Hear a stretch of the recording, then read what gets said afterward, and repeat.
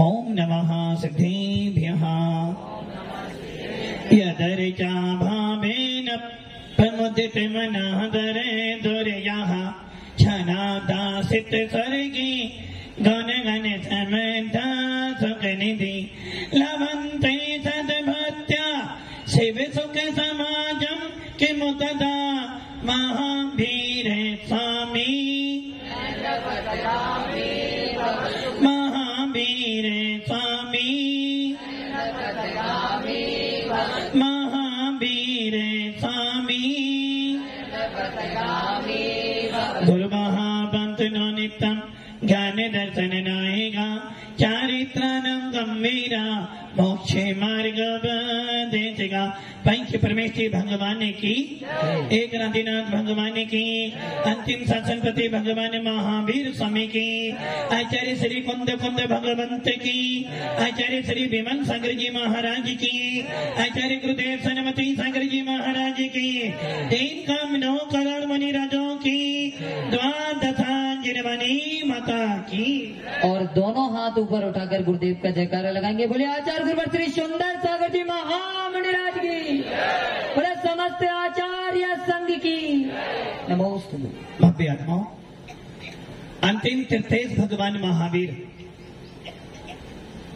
जिन्होंने मात्र 30 साल की उम्र में निर्गंत भेष धारण किया, जिन्होंने 12 साल तक घोर तपस्या कर अब आप ये सोच लो, 30 साल की उम्र में एक राजा का बेटा सारा राजपाट छोड़कर घर घर भिक्षावृत्ति करने के लिए जा रहा है। आप विचार कर लो, आपके पास कोई राजधानी नहीं है, आपके पास कोई राजपाट नहीं है।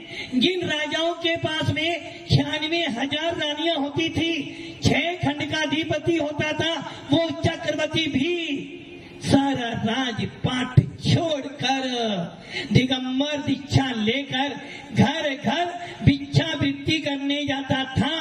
ऐसे भगवान महावीर ने भी 30 साल तक राज्यपाट का सुख भोगा और 12 साल तक घर घर में भिक्षावृत्ति करने के लिए, गोचरी करने के लिए निकल पड़े और 12 साल तक किसी से बात नहीं की, 12 साल तक किसी की तरफ नहीं देखा, मात्र निज आत्मा को देखा। इसलिए आचार्य हमारे अमृत गुणभद्र स्वामी कहते हैं आत्मानुशासन। हाँ भैया, किस पे शासन करते हैं? आपका शासन किस पे चलता है? घरवाली पर और नहीं, घर वालों पे नहीं, घरवाली पर। मतलब कि आप दूसरों पे शासन कर करके शासनपति बनना चाहते हो और राकेश जी तो शासन कर ही रहे हैं।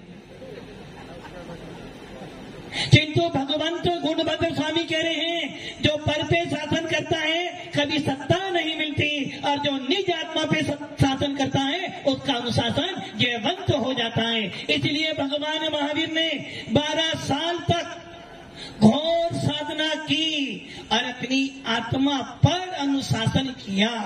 जितने ये त्यागी व्रती बैठे हैं शासन कर रहे हैं, किंतु आप पर नहीं, अपनी आत्मा को अनुशासित कर रहे हैं। और जो आत्मा को अनुशासित करना सीख जाता है, जो व्यक्ति अनुशासन में चलना सीख जाता है, उसी का शासन जयवंत होता है। और भगवान महावीर ने 12 साल तक अपनी आत्मा पर शासन किया और आज उनके अनुशासन में हम सब अपने आप को चलाते हुए भगवान महावीर के शासन को स्वीकार कर रहे हैं। कितना सारा पुण्य लेकर आए हो कि आपको भगवान महावीर का वीतराग शासन मिला है। जिस शासन में एक बार, ज्यादा नहीं करना, शादी भी जीवन में चौधरी जी कभी कभी आते हैं, कभी बीमार हो, आपसे ज्यादा बीमार तो हम लोग हैं। आपके पास तो 1000 डॉक्टर है, हमारे पास तो एक ही डॉक्टर है बस। ये जितने भी त्यागी व्यक्ति बैठे हैं, यही नहीं, ये सब के सब जो आए सबके सब रोगी हैं और इनका रोग कोई डॉक्टर ठीक नहीं कर सकता। आज तक उनके रोग की दवाई बनी ही नहीं है। और वो रोग कौन से हैं? डेली बोलते हो जन्म जरा मृत्यु विनाशना जन्म निपंती। यदि इनका कोई डॉक्टर है, कोई जीन है, कोई मेडिकल है, तो वो है हमारे जिनेंद्र भगवान सोपासना या वीतराज शासन, जिस शासन में आने के बाद तो अपने जन्म जरा मृत्यु का विनाश कर सकता है। और उस मेडिकल के इंचार्ज ये निर्गंथ साधु होते हैं, जिनके सानिध्य में आकर आप इस मरण को दूर करने की कला सीख लेते हो। भगवान महावीर ने अनुशासन किया आत्मा पर और हमें दे गए वीतराग शासन, जिस शासन में आने के बाद एक बार, ज्यादा नहीं, एक बार बस, एक बार शादी करते हो, जीवन भर रोते हो। राकेश जी द्वारे करनी है, द्वारे कर लो। बोलो एक ही बहुत महाराज। अरे मैंने वो वाली शादी नहीं कह रहा, शादी एक ही बार करनी है। और जो एक बार मुक्ति वधु के लिए वर चुनता है, जो एक बार मोक्ष मार्ग के लिए शादी करता है, वो ही दिगंबर साधु परमात्मा बन जाता है। इसलिए ये ध्यान रखना, जीवन में एक काम कर लेना, ज्यादा प्रपंच नहीं करना, बस एक काम कर लेना। एक बार जिन शासन को पाकर, एक बार जिन धर्म को पाकर, एक बार देवता गुरु के सानिध्य में बैठकर, एक बार जिन वाणी को सुनकर, कम से कम एक बार इस आत्मा के अंदर भेद विज्ञान उत्पन्न कर लेना, एक बार इस आत्मा के अंदर सम्य दर्शन प्राप्त कर लेना, एक बार की चिंतन कर लेना। पर दव्यंते भिन्न आप में रुचि सम्मित भला है। पर वस्तुओं से अलग मैं कुछ हूं, इन सारी वस्तुओं से रहित मेरा भी कोई अस्तित्व है। और आज पूरे विश्व के अंदर लड़ाई किसकी है? राकेश जी सत्ता जाने वाली है आपकी, राकेश जी सत्ता जाने वाली है आपकी। बोले महाराज ऐसे ही नहीं छोड़ूंगा, चुनाव करा कर ही छोड़ूंगा। सत्ता तेरी जाने वाली है। अरे तेरी सत्ता जाए उससे पहले अपनी सत्ता को शाश्वत कर ले।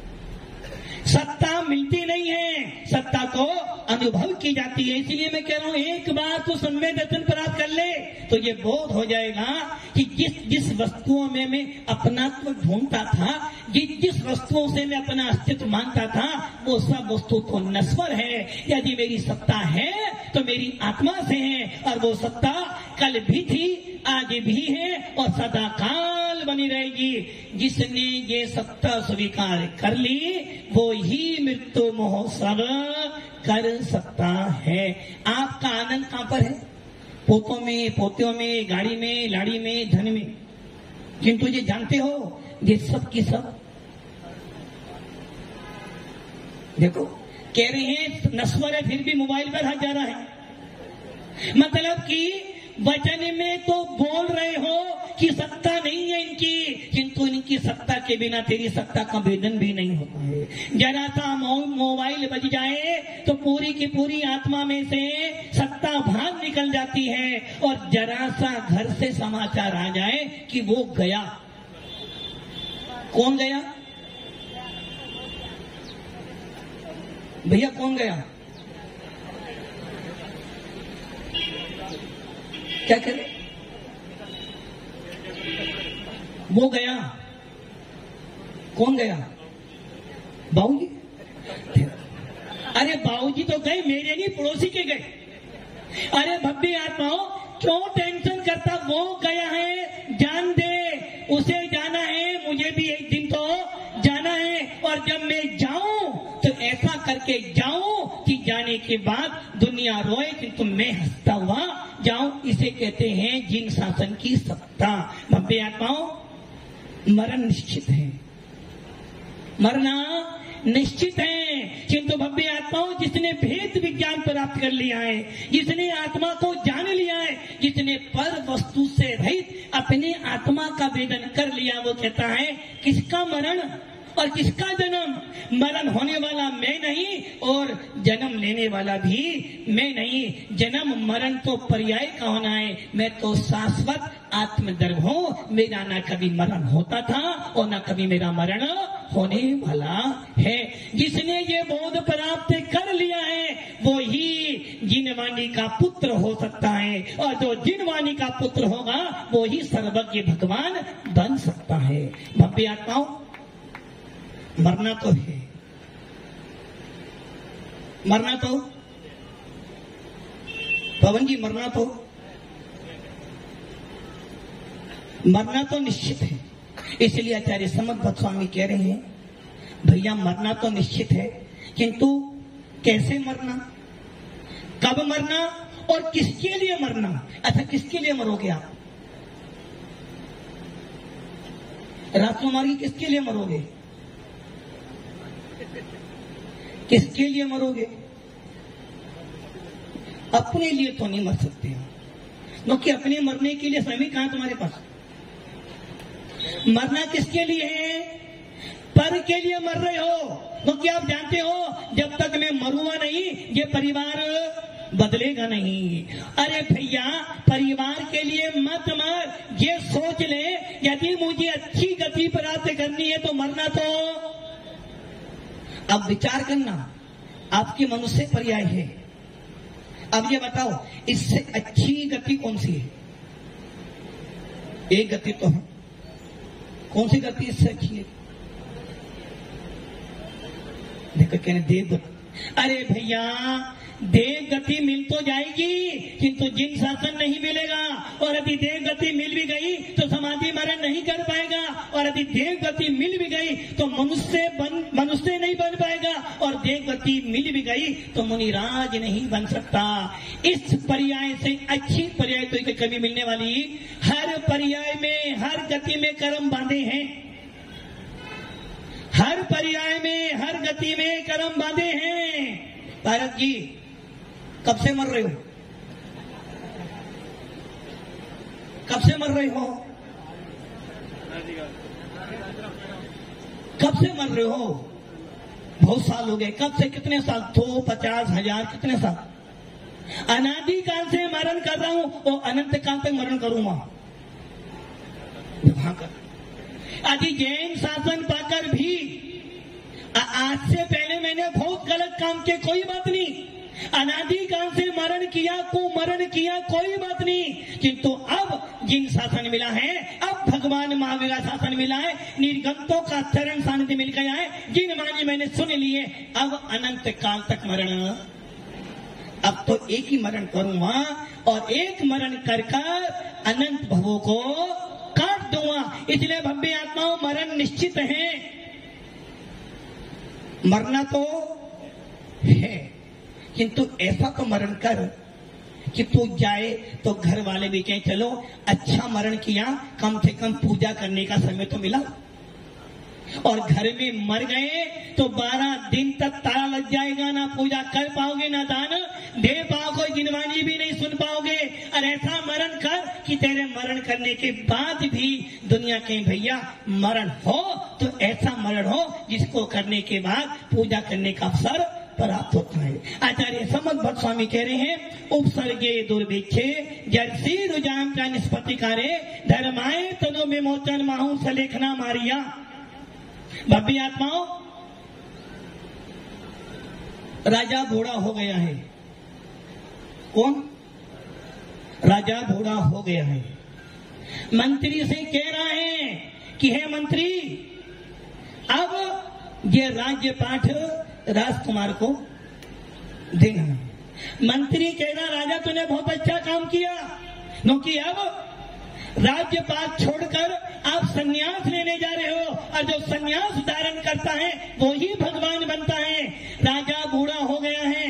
निर्मल जी, राजा बूढ़ा हो गया है, अच्छा काम कर रहा है ना? अच्छा, आप लोग बूढ़े नहीं हुए भैया? बूढ़े हो गए? हो जा, अभी नहीं हुआ, हो जाऊंगा। मतलब कि आपको ये तो चिंता हुई थी राजा बूढ़ा हो गया, अच्छा काम कर रहा है, तुम्हें अपना बोध नहीं हो रहा कि मैं भी भी बूढ़ा हो गया हूं। और आप कैसे बूढ़े हो गए? बार बार बाल सफेद होते हैं और बार बार आप काले कर लेते हो, बार बार दांत टूटते हो, असली बत्ती लगा लेते हो, और बार बार आंखें कमजोर होती है तो नई आंखें बनवा लेते हो, और फिर कह रहे हो महाराज अभी मैं बूढ़ा कहाँ हूं, अभी तो। भव्य आत्माओं, ये ध्यान रख लेना, मृत्यु किए बिना तेरा कल्याण होने वाला नहीं। मृत्यु तेरा सबसे बड़ा मित्र है, जो मृत्यु बार बार कह रही है भव्य जीव एक बार अच्छा मरण कर ले तो बार बार के मरणों से बच जाएगा, और यदि तूने एक बार कुमरण कर लिया तो भव भव में भटक जाएगा। इसलिए आचार्य भगवान कह रहे हैं धीर को भी मरना है, अधीर को भी मरना है, शीलवंत को भी मरना है, कुशील को भी मरना है, कायर को भी मरना है, और सूरवीर को भी मरना है, तुम्हें भी मरना है और हमें भी। जब धीर और अधीर दोनों को मरण करना है और निश्चित है मरण होगा, तो क्यों ना धीरता से मरे।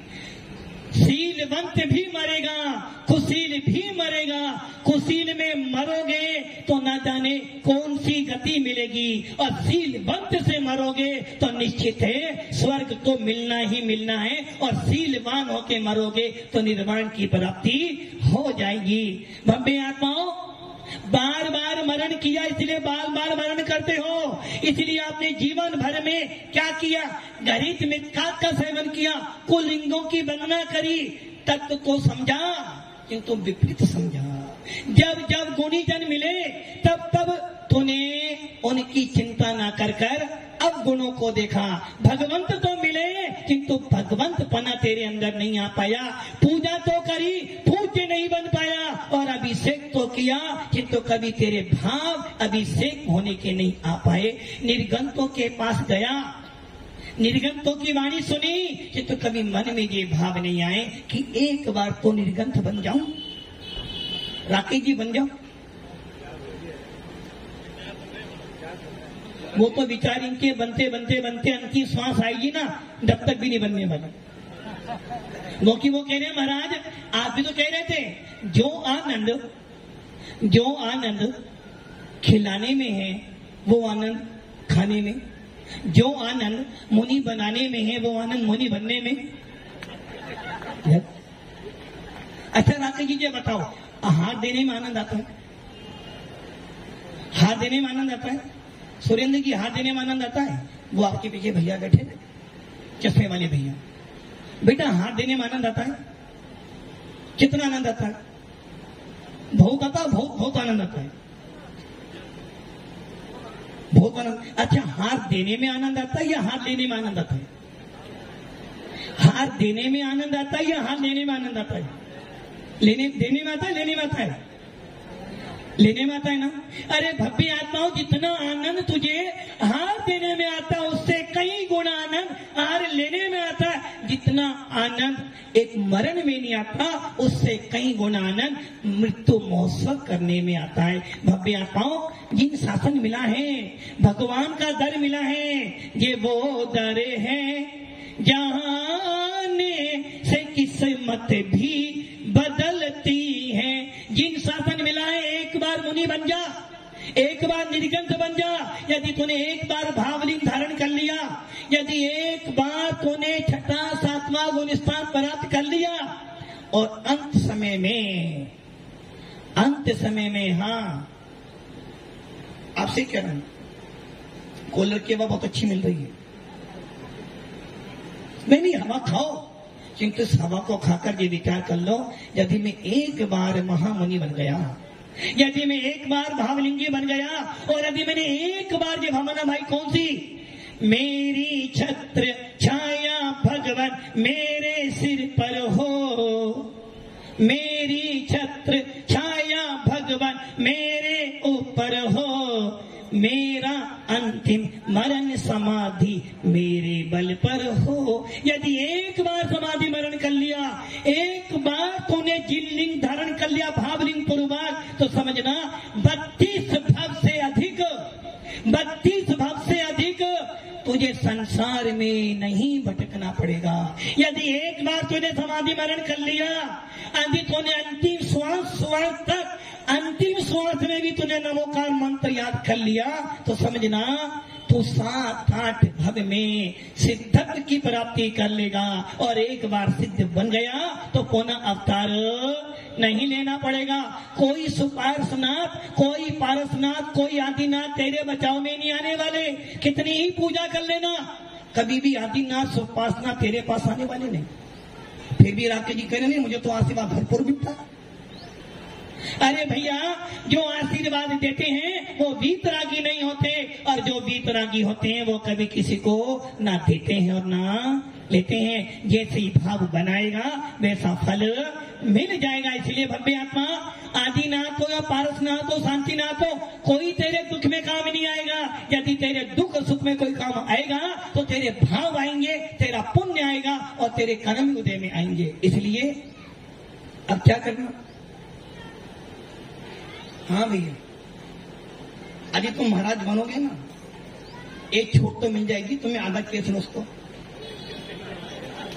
तो भाव हैं, भाव हैं, भाव हैं आपके सुरेंद्र जी के पास में जो बैठे हैं, भाव हैं नहीं है? नहीं, इनके तो ये तो अब काम के नहीं, इनको नहीं बनाना भी, उनको बनाना भी। बनना भैया, कब बनना? अभी समय है। बस गाड़ी आके कहा रुक गई, बनना तो है, अभी समय है। भागचंद जी बन जाओ। सबकी न्यूज छापते छापते अपनी न्यूज सब छापोगे। सबका प्रचार करते करते कभी ये तो डालो कि मैं भी मुनि बनने जा रहा हूं। भव्य आत्माओं, जिन शासन मिला है, वीतराग धर्म मिला है, निर्गंतों की सेवा की है, जिन वाणी सुनी है, इसका फल यदि कुछ लेना है तो बस ये ले लो कि एक बार तो मुनि बन जाऊं, एक बार तो समाधि मरण कर लो। जब सुनते हैं कि एक कुत्ते को नमोकार मंत्र सुनाया था, एक मरते हुए कुत्ते को जिसकी श्वास भी अंतिम थी, राकेश जी, एक कुत्ते को मरने वाला था, मात्र थोड़ी सी श्वास चल रही थी, नहीं जानता नमोकार मंत्र क्या होता है, नहीं जानता पंच परमेष्ठी क्या होते हैं, और नहीं जानता था कि जैन शासन क्या होता है। आत्मा की तो बात छोड़ो, वो ये भी नहीं जानता था कि मरण शरीर का होना है। ऐसे कुत्ते को भी जीवनधर महान आत्मा ने नमोकार मंत्र सुनाया तो वो कुत्ते से देव बन गया।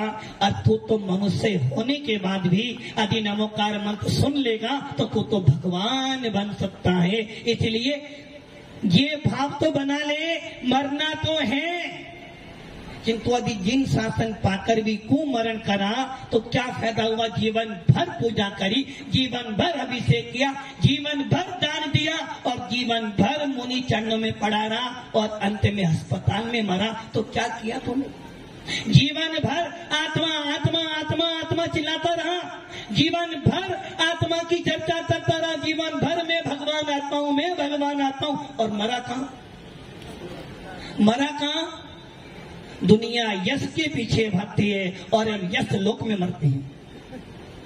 अरे तूने करा क्या? समय सार तूने 19 बार पढ़ा, 50 बार पढ़ा, किंतु समय सार पढ़ने के बाद भी आत्मा का बोध नहीं कर पाया। एक नाग नागिन ने नमोकार मंत्र सुना था, जल चुके थे, प्राण अंत होने वाले थे। जब उनको देव गति मिल सकती है तो मैं तो भगवंतों का पुत्र हूँ, मैं तो अरहंतों का युवराज हूँ, और अरहंत शरण में आने के बाद भी यदि मैं समाधि मरण ना कर पाया तो क्या फायदा हुआ जैन कुल को पाकर नमोकार मंत्र बोलने का। इसलिए भव्य आत्माओं, बहुत पुण्यशाली हूँ। अपने पुण्य पर थोड़ा सा अहंकार तो न करना, स्वाभिमान करना। कितना पुण्य लेकर आया हूं कि पूरे विश्व के अंदर कहीं लाल तो कहीं पीला। हाँ मोटे भैया, मोटे भैया हो, ये नहीं मोटे भैया का पता तुम्हें क्या है? गुजरात में बड़े भैया, तो बड़े भैया तो है ना, हमसे तो बड़ी उम्र में बहुत बड़े भैया हमसे। ये ध्यान रखना, जिन शासन मिला है अपने जिन शासन पे स्वाभिमान रखना कि कहीं लाल पत्थर तो कहीं पीला पत्थर है, और कहीं रासलीला है तो कहीं पैसों की लीला है।